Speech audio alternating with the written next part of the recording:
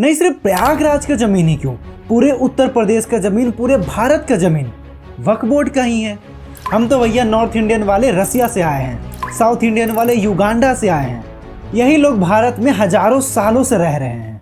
जो शामियाने तंबू वगैरह लगाए गए हैं, इंतजाम किए गए हैं, मेला लग रहा है, ये वक्फ की जमीन है और वहाँ के मुसलमानों की जमीन है। Well, they are not going to change anyway. पहले आप प्रयागराज का ये भव्य नजारा देखो। Ladies and gentleman, Uttar Pradesh के 76वें जिले महाकुंभ मेला में आपका स्वागत है।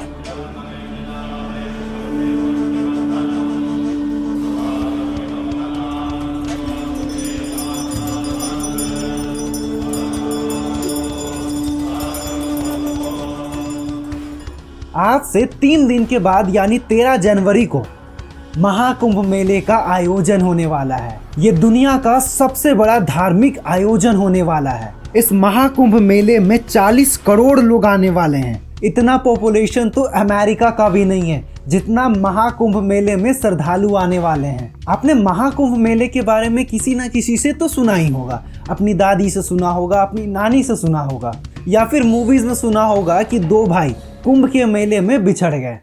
एक बार कुंभ का मेला लगा हुआ था। इस साल का महाकुंभ बेहद ही खास है क्योंकि ये 144 साल के बाद उत्तर प्रदेश के प्रयागराज में होने वाला है।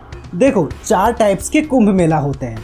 एक जो 4 साल में होता है कुंभ मेला, जो 6 साल में होता है अर्ध कुंभ, जो 12 साल में होता है पूर्ण कुंभ, और जो 144 साल में होता है वो महाकुंभ। और ये महाकुंभ प्रयागराज में होने वाला है। यहाँ पे करोड़ों लोग आने वाले हैं। ना सिर्फ भारत से बल्कि देश विदेश से लोग आएंगे।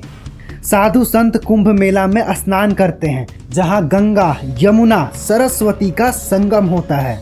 इसे अमृत स्नान भी कहा जाता है। दोस्तों, ऐसी मान्यताएं हैं कि जो इंसान कुंभ में स्नान करता है उसे मृत्यु के बाद मोक्ष की प्राप्ति होती है। उसके सारे पाप दुख सारे खत्म हो जाते हैं। सिर्फ स्नान ही नहीं होता है बल्कि हवन होता है, गंगा आरती होती है। बट एक क्वेश्चन रेज होता है कि 6 साल, 12 साल या फिर 144 साल पर नहाने से क्या होता है? हम तो वहां जाकर कभी भी नहा सकते हैं। इतना इंतजार करने की क्या जरूरत है? देखो, जैसे हर इंसिडेंट के पीछे एक कहानी होती है ना।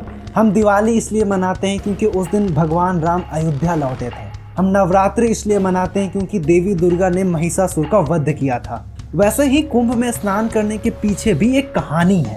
मैं आपको बताता हूँ। आपने समुद्र मंथन के बारे में सुना होगा। जब राक्षस और देवताओं के बीच समुद्र मंथन हुआ था तो उसमें से एक अमृत का घड़ा निकला था, जिसके लिए देवता और राक्षस खुद में ही झगड़ने लगे। तभी इंद्र का बेटा जयंत अमृत के घड़े को लेकर भागने लगता है और जयंत के पीछे राक्षस भी भागने लगते हैं उस अमृत को लेने के लिए। तभी भागने के दौरान अमृत की 4 बूंदें धरती पे गिरती है, प्रयागराज, हरिद्वार, उज्जैन और नासिक में। इसीलिए इन चारों जगह पे बारी बारी कुंभ का आयोजन किया जाता है। और ये जो 12 साल का जो कॉन्सेप्ट है, हमारे ग्रंथों में लिखा है कि देवताओं का एक दिन हमारे लिए 12 साल का होता है। बट ये कैसे पता चलता है कि कुंभ का आयोजन कब प्रयागराज में करना है, कब नासिक में करना है, कब उज्जैन में करना है या फिर कब हरिद्वार में करना है? ये डिपेंड करता है ग्रहों की स्थिति पे। जब सूर्य मेष राशि में और बृहस्पति कुंभ राशि में होता है तो आयोजन हरिद्वार में होता है। जब सूर्य मकर राशि में और बृहस्पति मीन राशि में होता है तो आयोजन प्रयागराज में होता है। जब सूर्य सिंह राशि में और बृहस्पति भी सिंह राशि में होता है तो कुंभ का आयोजन उज्जैन में किया जाता है, और सिमिलरली नासिक में भी। और रोटेशन को कंप्लीट करने में 12 साल का समय लगता है।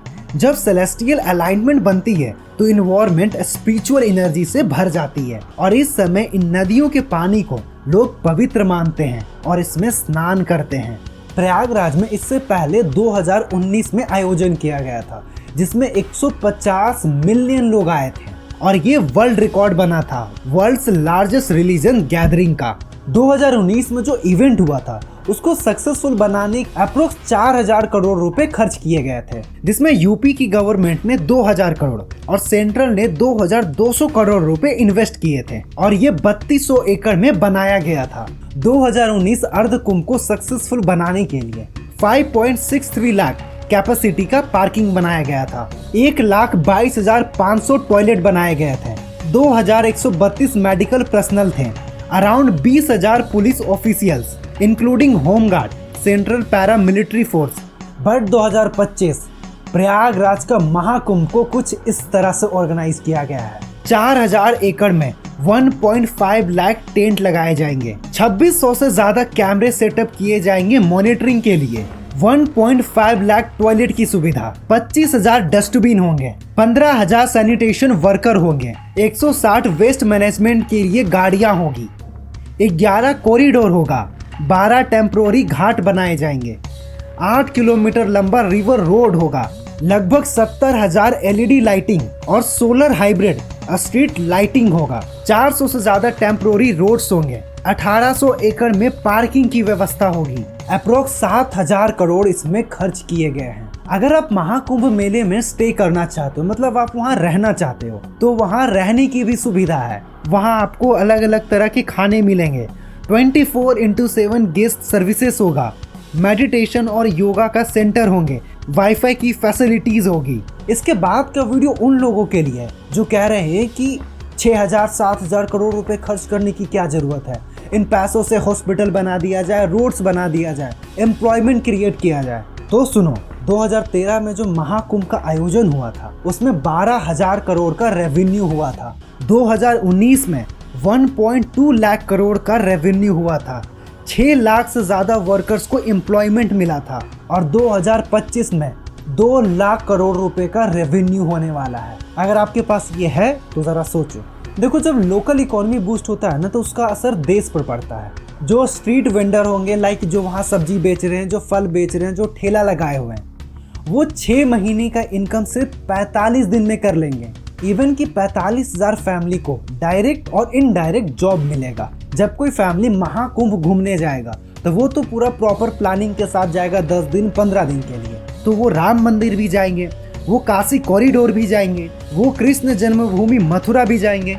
सिर्फ संगम ही नहीं बल्कि उसके आसपास के जगहों पे टूरिस्ट आएंगे। इवन कि फॉरेनर्स को भी ये चीज़ें अट्रैक्ट करेगी। वो देखेंगे कि इतना बड़ा गैदरिंग कैसे हो रहा है, इसका मैनेजमेंट कैसे हो रहा है, हर तरफ पॉजिटिव वाइब होगा। तो डायरेक्टली या फिर इनडायरेक्टली आप जो कह लो, असर तो यार भारत पे ही पड़ेगा ना। जाते जाते मैं आपको एक फैक्ट बताते जाता हूँ। नागा साधु के बारे में बस हम यही जानते हैं कि वो हर वक्त समाधि में लीन रहते हैं, अपने शरीर पर भस्म लपेटे होते हैं। बट पता है आपको, 1757 में जब अहमद शाह, जो एक क्रूर शासक था, दिल्ली और मथुरा को लूटते हुए गोकुल की ओर बढ़ रहा था, लोगों का कत्ल करते आ रहा था, महिलाओं का रेप करते आ रहा था। जैसे ही वो गोकुल पर हमला करता है, नागा साधु अपने त्रिशूल तलवार के साथ रणभूमि में उतरते हैं। हर हर महादेव चारों तरफ गूंजने लगा। वो अपनी पूरी ताकत के साथ लड़े। इसमें कई नागा साधुओं की जान चली गई, लेकिन मुगलों को वहां चढ़ने नहीं दिया, उसे खदेड़ दिया। आप महाकुंभ मेले को एंजॉय करो। तो मिलते हैं अगले वीडियो में एक नए टॉपिक के साथ, और वीडियो देखने के लिए आपका दिल से शुक्रिया।